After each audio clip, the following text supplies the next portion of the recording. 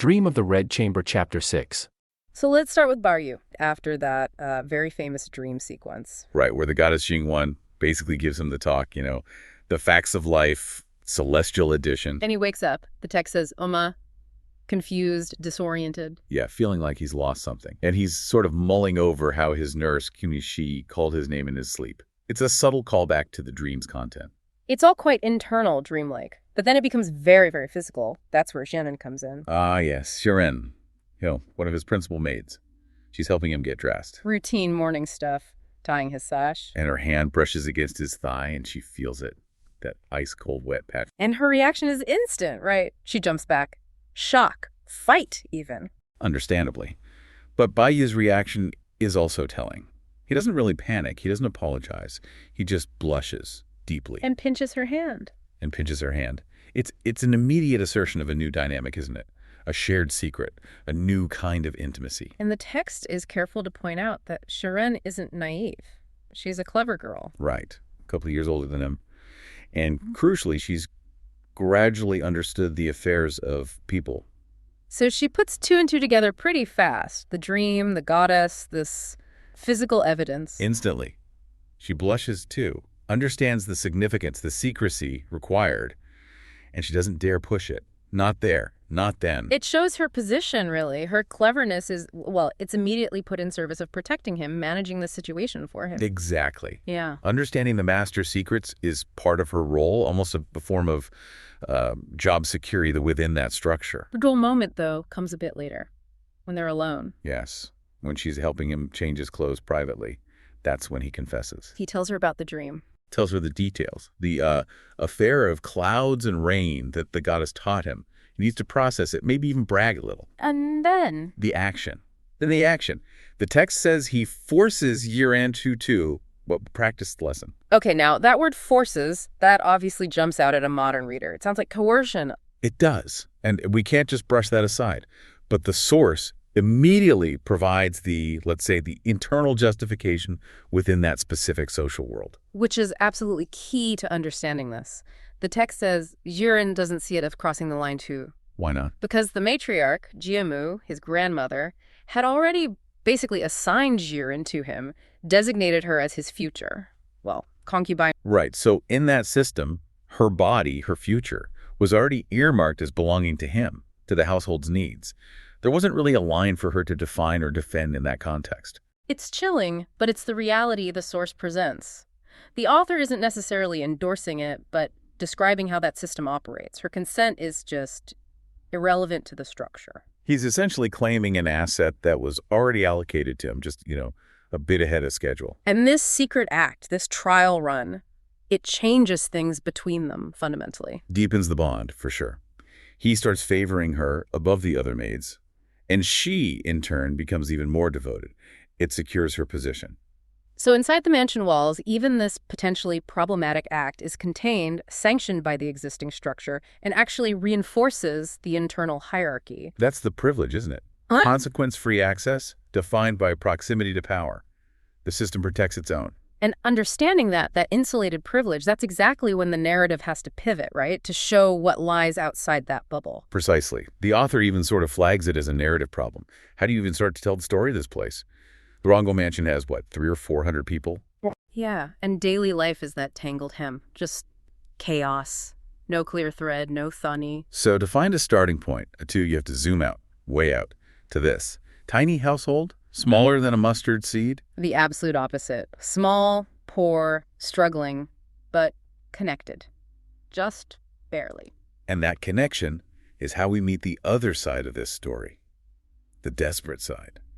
This family, surnamed Wang. Locals. Descended from some minor official ages ago, but the crucial thing is their link to the powerful Wang Shifeng's family, Wang Furen's family. This fake. Well, not fake, but opportunistic, right? The ancestor-linked lineage, just to borrow their influence. Right. Just pure social climbing based on a shared surname, basically. And whatever benefit that offered is long gone now. Yeah, time's passed. The ancestor's dead. His son, Wang Cheng, also dead. Now it's just the grandson, Gueri. Literally, doggy. Tells you something about their status. Him, his wife Lu Shi, and their two little kids, Banner and Kinger. And they're farmers. struggling. just trying to get by. And Gur's mother-in-law, Laolao grandma Lu, lives with him. An elderly widow helps out. It's a picture of subsistence living, really. Right near the capital, but totally cut off from its wealth. And the crisis hits. The text makes it very concrete. It's late autumn, early winter sigh. And they have nothing stored for the winter. Iker sign, no provisions. So Gur is at home, drinking, frustrated, probably yelling at his wife.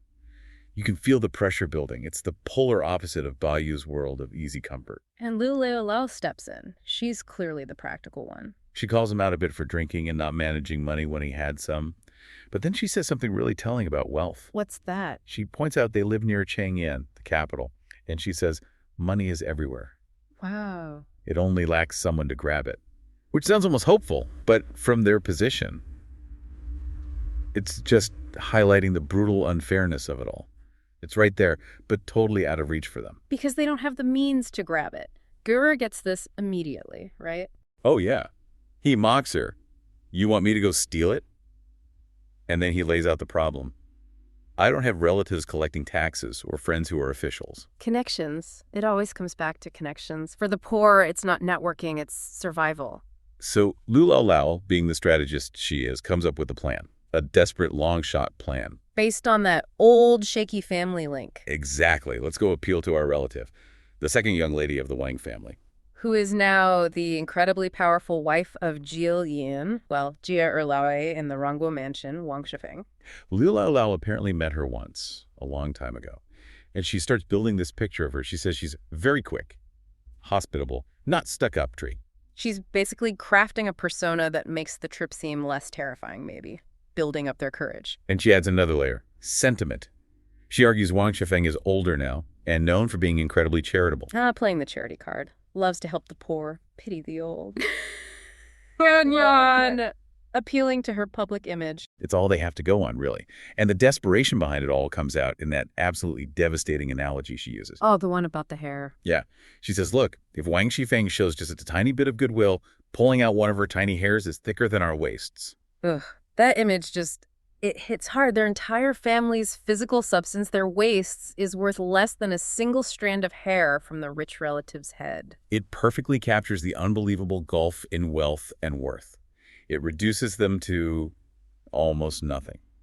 Less than discardable. It's about sheer luck, isn't it? Hoping for a whim of charity, not appealing based on any real connection or merit. And the obstacles are huge. Lu Shi, the wife, immediately voices the fears.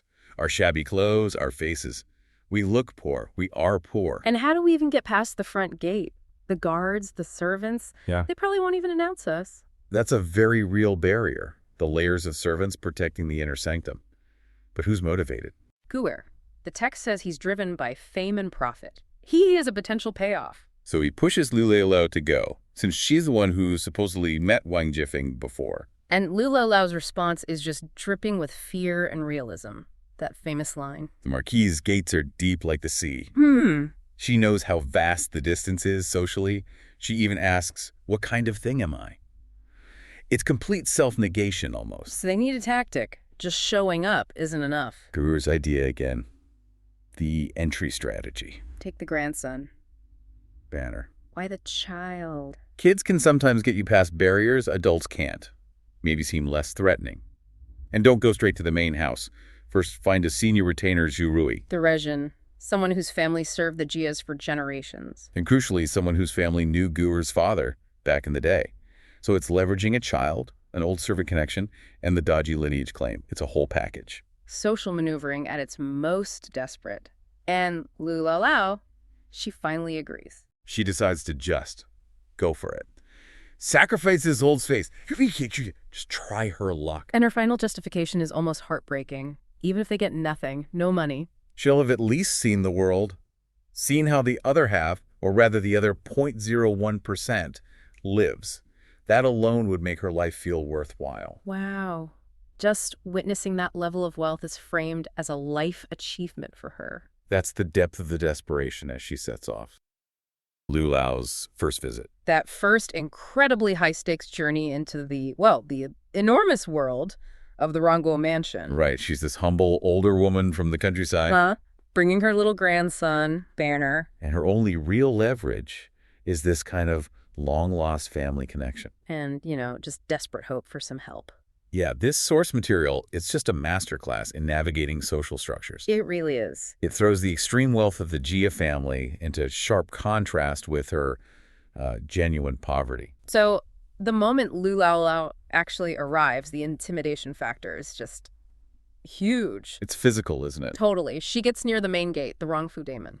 And the source says she sees this swarm of thronging carriages and horses. Just the sheer volume of traffic and, obvious wealth makes her hesitate. She doesn't even want to cross. She has to actually stop, dust herself off, talk to Banner. Right, prepare herself mentally before she even dares approach the smaller side gate, the corner gate. And that hesitation is so important. It shows she's already feeling kind of defeated before asking for anything. And then at that corner gate, she hits the first wall of bureaucracy. And it seems designed purely to humiliate her. Yeah, the servants aren't helpful at all. They're described as, what was it? Chest out, belly in, gesticulating people. Exactly. The picture of arrogance. Just sitting there chatting, completely ignoring her. She tries asking for Zhao Tei's wife. And they just tell her to wait.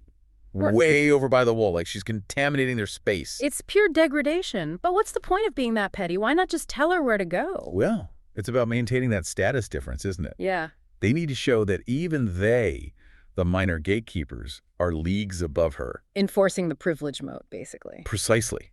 It actually takes an older person among them, an elderly person, to show a tiny bit of decency. And he's the one who finally tells her Zhao Tei's gone to the south, apparently. Uh-huh. And that she needs to go around to the back street, the Huji, to find his wife. And that redirection, going to the back street, it completely changes the feel of the place. Oh, absolutely. It's like night and day. Yeah. The front is all formal, imposing power. And the back, it's lively, bustling, almost messy. Right. 20 or 30 kids playing, street vendors selling snacks and trinkets. It feels more alive.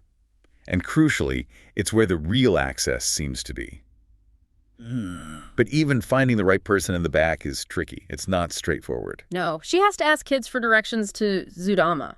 Only to find out there are, 3 Zudamas? And 2 Zunainis. It's confusing. It has to be really specific. I'm looking for Zhu Rui, the Tai Tai's accompanying family. Let's pause on that. That detail is vital, isn't it? Zhu Rui's wife is her only link. She's the bridge. And the source gives us 2 clear reasons why she agrees to help Lu Laolao. Okay, what are they? Well, first, there's a past obligation. She remembers Lu Laolao's husband, Gawar. Ah, right. He helped her husband, Zhu Rui, with some land deal years ago. Exactly. So there's a debt there. But maybe the stronger reason. Is vanity. Pretty much. She sees a chance to show off her own importance, her Timian. To demonstrate her connections inside the big house. Uh-huh.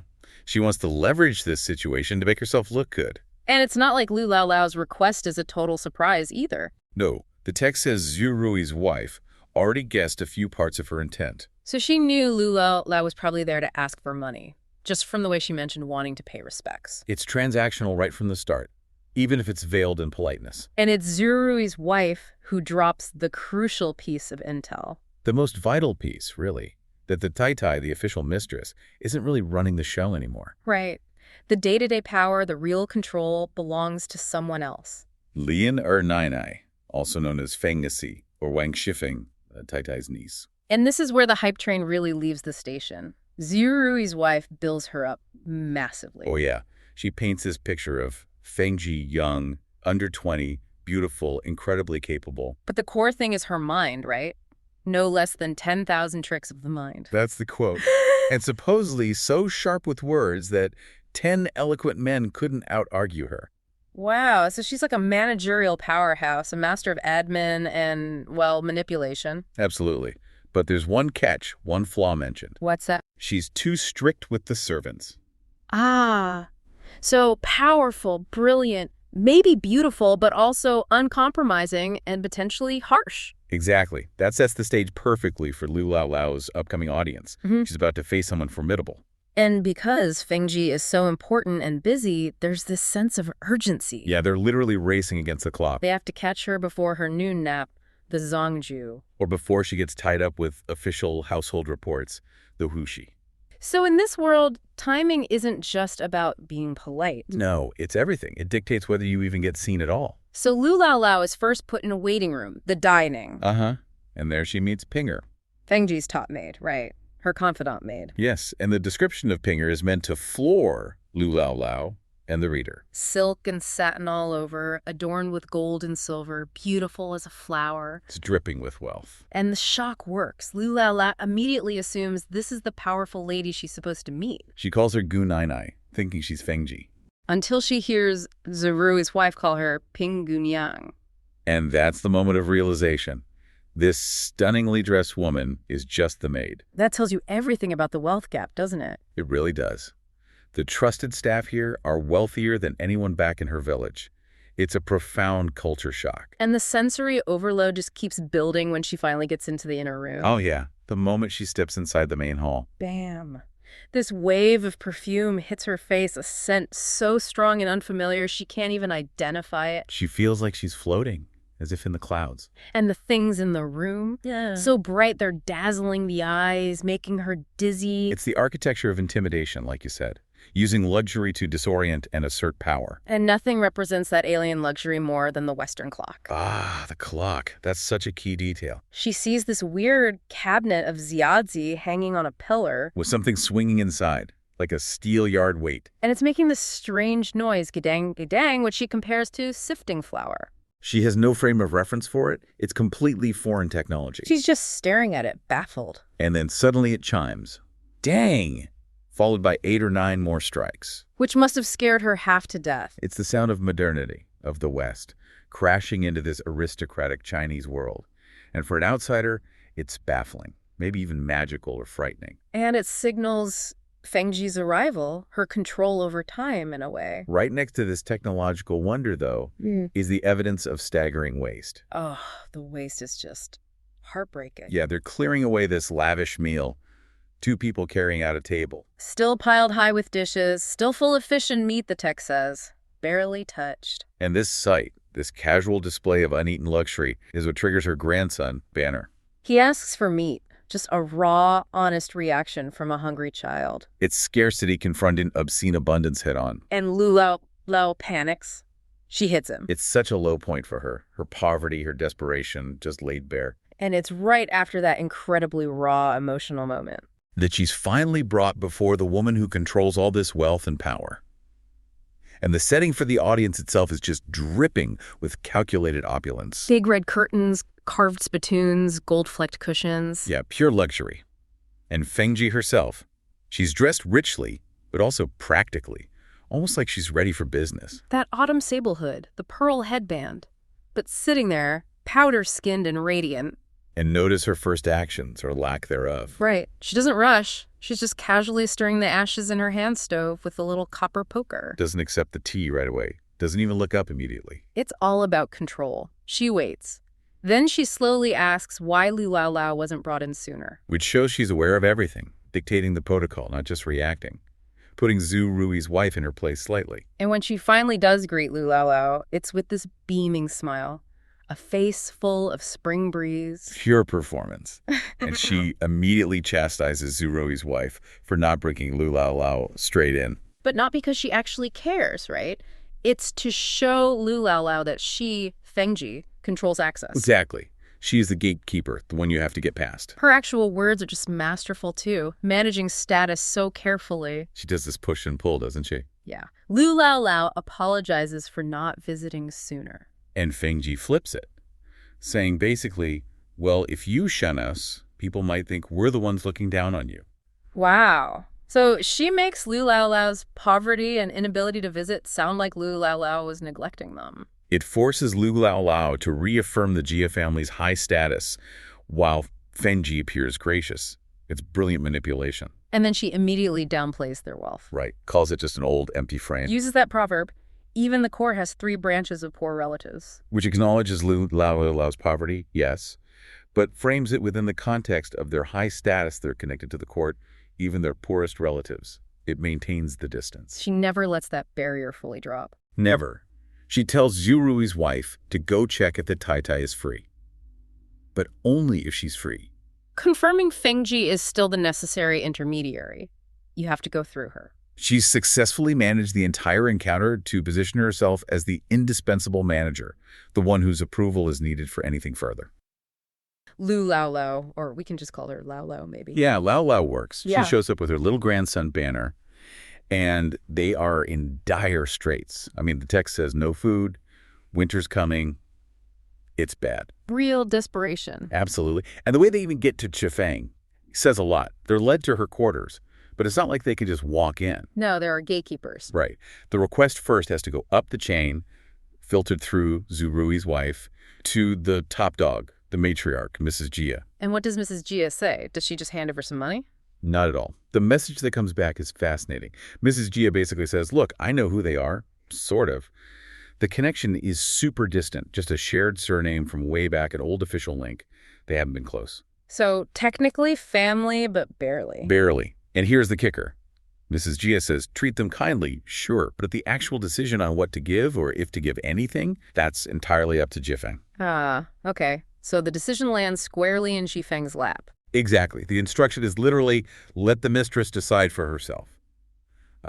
It's not just handle the details. It's a full delegation of authority on this specific, potentially awkward family matter. Why is that so important, that specific delegation? I mean, doesn't it just shield the matriarch from having to deal with poor relatives? Well, yes, it does that too. It keeps Mrs. Jia's hands clean, so to speak. But more importantly, it publicly validates Xifeng's power.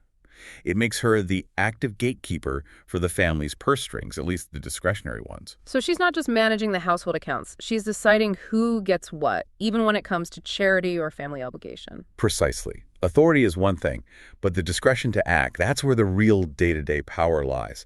And she gets to show off that power almost immediately.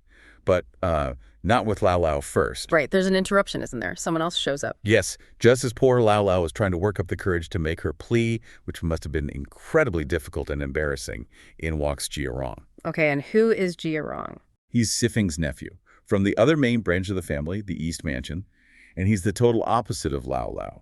Young guy, 17 or 18, handsome, and decked out. Decked out how? The text mentions light furs and treasure belts, beautiful clothes. He looks every bit the young aristocrat. And poor Lao, seeing this, she apparently just freezes, doesn't know whether to sit or stand or where to look. Utterly intimidated. Understandable, the contrast must have been stark. Immense. But here's the thing. Jia Rong, despite his fancy clothes and status, is also there to ask for something. He's also a supplicant, in a way. What does he want? He's been sent by his father to borrow something very specific and valuable. It's this decorative glass Kang screen.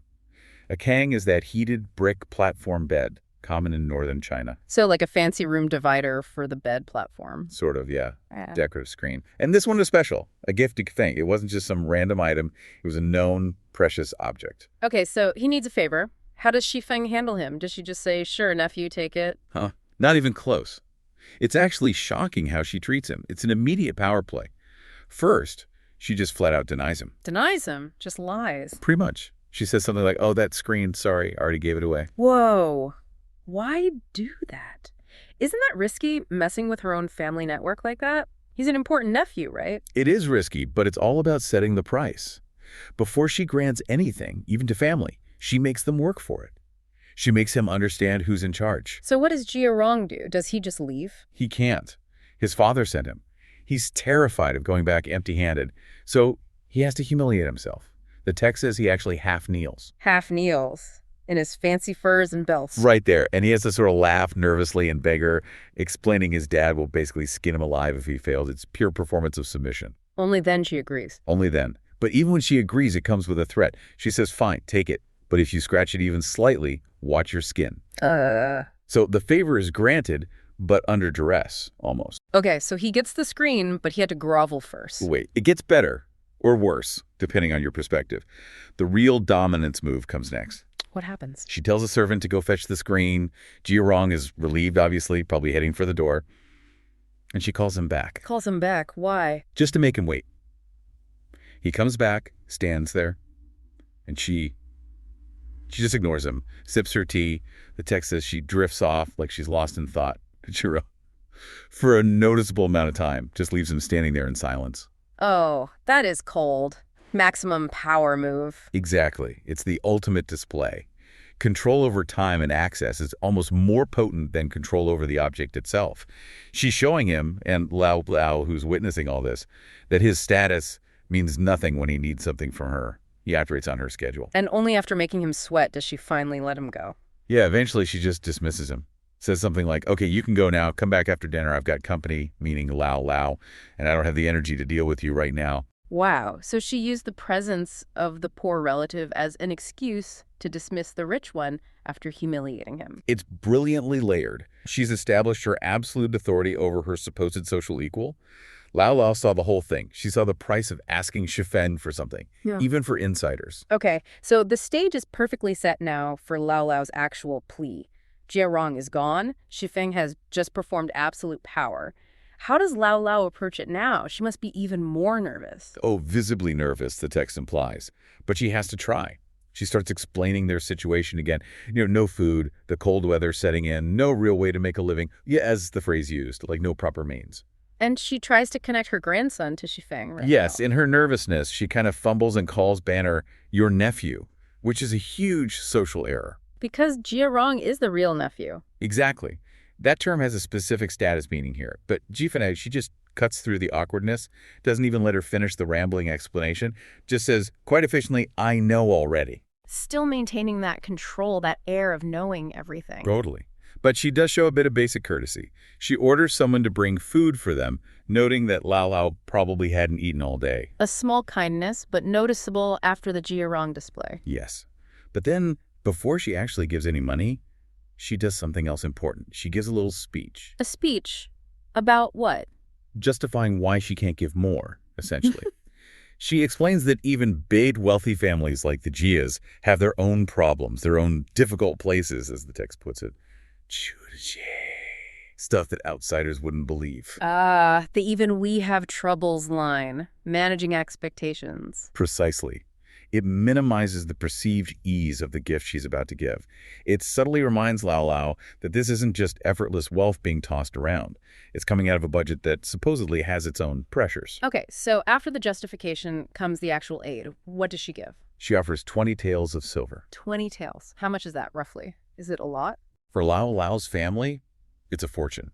Life-changing, probably. Enough to get through the winter, maybe more. For the Jia household, it's not insignificant, but manageable. Definitely within Jifeng's discretionary power. And does she just hand it over? No, there's a crucial detail. She specifies where the money is coming from. She says it was money she had already set aside to make clothes for her maids, her pia. Wow. Okay, what's the message there? It's doing a couple of things at once. First, it reinforces that this is her money to control and toll. She even manages the clothing budget for her personal servants. Second, it frames the gift as a personal sacrifice. She's taking from her staff, notionally, to give to Laolao. It makes the gift seem more generous, more deliberate. So it's not just charity, it's a calculated reallocation from her own resources. Exactly. And she has one extra dio of cash, which is a much smaller string of coins, specifically telling them to use it to hire a carriage home. Very practical. The silver itself, she earmarks specifically for Boehner's winter clothes. So it's all very accounted for, very specific, not just a random handout. Not at all. It's controlled, justified, and framed perfectly. And Lao's reaction, pure joy. Over the moon, absolute overwhelming relief and gratitude. And this is where she uses that famous proverb, a starving camel is still bigger than a horse. Meaning, even a struggling Jia family is vastly richer than her own. Right. Even your leftovers are a feast for us. But then she follows it up with something less elegant. Uh-oh. What does she say? It's a pretty crude analogy, basically saying, pulling out one of your old hairs is thicker than our waists. Ah. Yeah, that's vivid. And probably not appropriate courtly language. Definitely not. It's way too graphic, too physical. It highlights the social gulf, sure, but in a really jarring, almost vulgar way for that setting. It reduces Shifeng's calculated generosity to something almost animalistic. It immediately signals that Laolao doesn't quite grasp the social niceties, even in her gratitude. So even in this moment of relief, the class difference is just undeniable. Starkly underlined, and it requires correction later. So Shifeng gives the money. Lao makes her slightly awkward, thank you. How does it wrap up in the room? Shifeng, mission accomplished, basically stands up, dismisses them quite politely, actually. Tells them they should come visit again sometime, just for a social call. Not only when they need something. Maintaining that veneer of kinship even after everything. Exactly. The performance is complete, but the social lesson isn't quite over. What happens outside? As Zuri's wife is leading Laolao away, she gives her a proper telling off. About the hair comment. Partly that, yes. Scolds her for the vulgarity. Yeah. But also, very pointedly, corrects her for calling Banner Shifeng's nephew. She says something like, Jia Rong is her proper nephew. How did she suddenly get another one? Ouch. Reinforcing the hierarchy one last time. Don't get any ideas above your station. Precisely. It locks down the status difference that Shifeng just masterfully navigated inside. And then there's one final little interaction. Laolao, maybe feeling she should offer something in return, tries to give a little bit of the silver back to Zuri's wife, maybe for her kids. A gesture of reciprocity. And Zuri's wife takes it. Absolutely not. She refuses it flat out. That small amount is beneath her notice, essentially. Wow. So even the go-between, the servant, is operating on a completely different financial level than Laolao. Miles apart. It just hammers home the point. Generosity flows one way here downwards from Shifeng. Any attempt by Laolao to reverse that flow, even symbolically, is rejected. So the whole episode ends with Laolao having the money, but being firmly put back in her place socially. Exactly, and the sources quote this great couplet to sum it all up. When in high spirits, it is easy to help. A deeply received favor is better than close kin.